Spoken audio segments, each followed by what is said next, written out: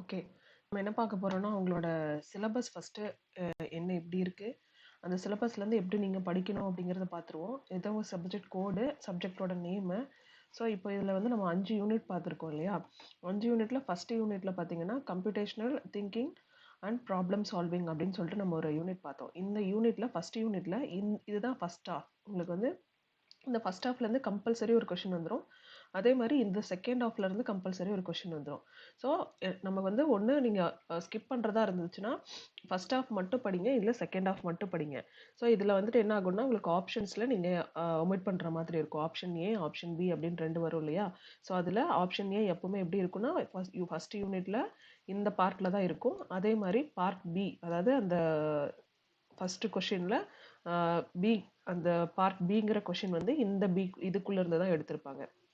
So இப்படி தான் என்ன பண்ணுவாங்கன்னா கொஷின்ஸ் வந்து ஃப்ரேம் பண்ணுவாங்க. ஸோ இதே மாதிரி தான் எல்லா யூனிட்லையுமே. இப்போ செகண்ட் யூனிட்லேயே அதே மாதிரி இதை ஹாஃபாக பிரிச்சுக்கணும். ஸோ ஃபஸ்ட்டு இந்த 2 லைன் இருக்கு இல்லையா?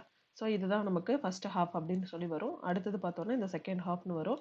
இல்லை அப்படின்னு சொல்லி பார்த்தீங்கன்னா உங்களுக்கு இது இல்லுஸ்ட்ரேட்டிவ் ப்ரோக்ராமாக இருக்கிறதுனால மேபி உங்களுக்கு வந்து இதுலேருந்து ஒரு கொஷின்ஸ் வரலாம், இல்லை இதுலேருந்து ஒரு கொஷின்ஸ் வரலாம். ஸோ இந்த மாதிரி என்ன பண்ணுவாங்க அப்படின்னு சொன்னால் பிரிச்சுப்பாங்க.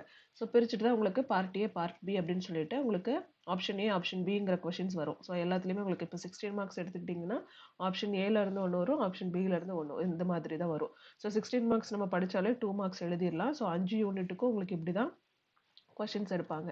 ஸோ இந்த 5 யூனிட்டையும் நம்ம ஃபுல்லாக படிக்கணுமா அப்படின்னு கேட்டால் ஆல்ரெடி படித்தவங்களுக்கு ஃபுல்லாக படிச்சுக்கோங்க. ஏன்னா அடுத்து நீங்கள் படிக்க போகிறதுக்கு உங்களுக்கு ஹெல்ப்ஃபுல்லாக இருக்கும். ஃபுல்லாக படிக்கிறது பெட்டர். இல்லை நான் பாஸ் ஆனால் மட்டும் போதும் அப்படின்னு சொல்கிறவங்க, நான் இப்போ சொன்னேன் இல்லையா பார்ட் ஏ பார்ட் பி அப்படின்னு சொல்லிட்டு. ஸோ இந்த மாதிரி இதில் நீங்கள் படிச்சுட்டு ஆனால் இப்போ பார்ட் ஏ படிக்கிறீங்க அப்படின்னு டிசைட் பண்ணிட்டீங்கன்னா பார்ட் ஏல உள்ள எல்லா டாபிக்ஸையும் படிக்கணும். அதில் ஸ்கிப் பண்ணக்கூடாது.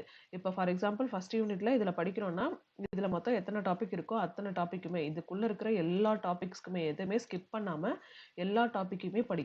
ஓகேவா? ஸோ இந்த மாதிரி படிக்கும்போது தான் நமக்கு வந்துட்டு நமக்கு வர்ற கொஷினை கண்டிப்பாக எழுத முடியும். இல்லை இதுலேயே நீங்கள் ஸ்கிப் பண்ணீங்கன்னா நீங்கள் ஸ்கிப் பண்ணதுக்கு கொஷினாக வந்துச்சுன்னா மொத்தமாக நீங்கள் அதை எழுதவே முடியாது. ஸோ ஃபர்ஸ்ட் யூனிட்ல உங்களுக்கு ஆன்சரே பண்ண முடியாது.